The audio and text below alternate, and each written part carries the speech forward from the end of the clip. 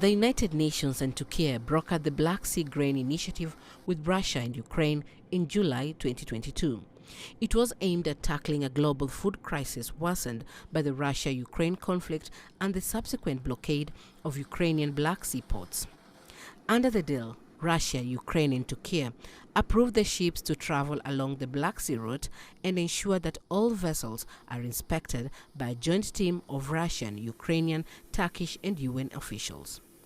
So far, the pact has seen more than 32 million tons of corn, wheat and other grains exported by Ukraine. But Russia is reluctant to extend the deal, which is about to expire.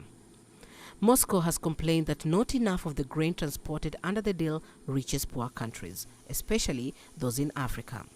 But the United Nations argues that the arrangement has benefited those states, and it insists the deal is crucial to averting hunger globally. The Secretary General notes the indispensable role food and fertilizer exports from the Russian Federation and Ukraine continue to play in support of global food security.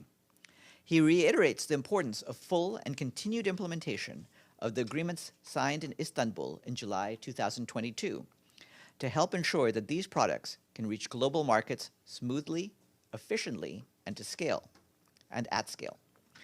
These agreements are an all too rare demonstration of what the world can do when it puts its mind to the great challenges of our time.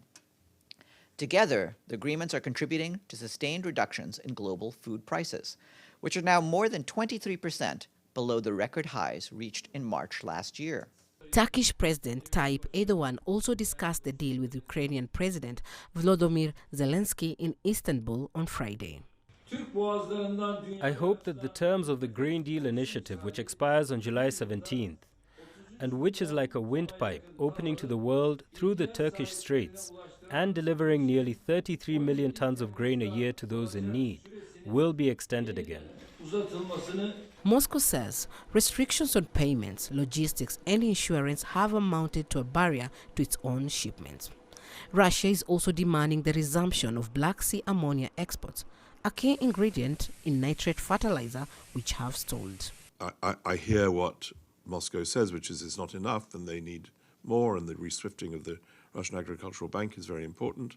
But there is some progress on this. And it's very important to note that all of these removals of impediments, which Rebecca is so tirelessly negotiating, depend on the cooperation of countries, particularly Europe and the United States.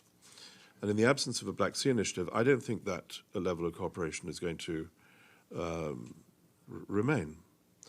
So that there is a real advantage globally of food security for both those things those agreements to be maintained.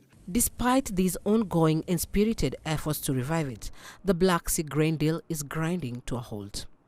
No new ships have been registered to travel to Ukraine since the 26th of June. The last 3 ships traveling under the deal are loading their cargo at the Ukrainian port of Odessa and are likely to depart on Monday. Chamrono, CGTN.